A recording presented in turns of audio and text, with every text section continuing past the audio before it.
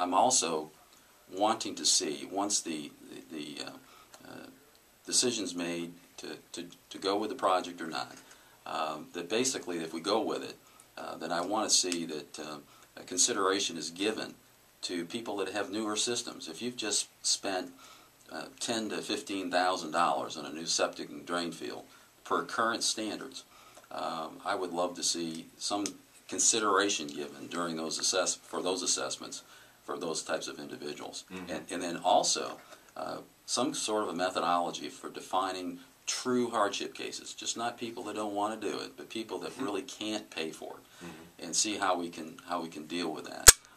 So if those, it really What's does. the estimated value right now? Right now, a septic system is probably $12,000–$13,000 to replace. And when you do that, you got to just write a check.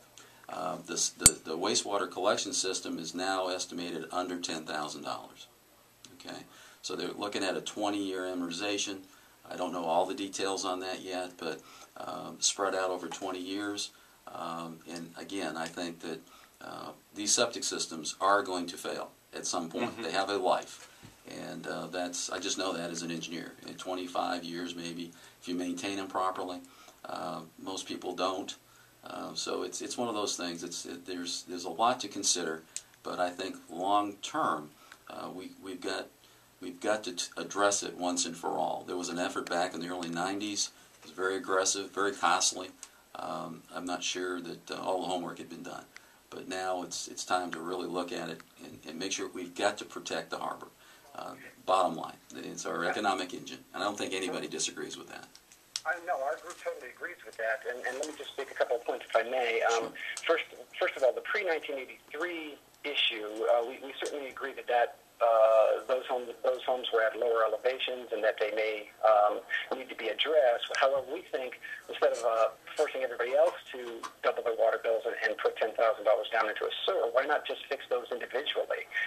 Secondly, you commented that the testing is kind of difficult to separate out where actually the nutrients and the fecal-choline matter is coming. Actually, my brother is actually a volatile organics analyst. He actually happens to be, I'm not bragging or anything, happens to be at the top of his field, and he works for HP and Water Corporation. And they make the mass spectrometers that actually test the soil and water samples from around the country.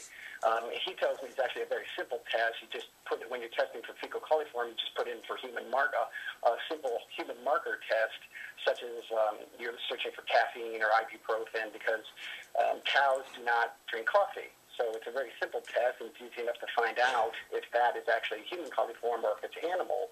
And lastly, I'd like to say $12,000 or $13,000 for a tank in a leach field is quite a bit high. I actually had my tank replaced 2 years ago when I just moved into town, and I had to pay $4,000 for that.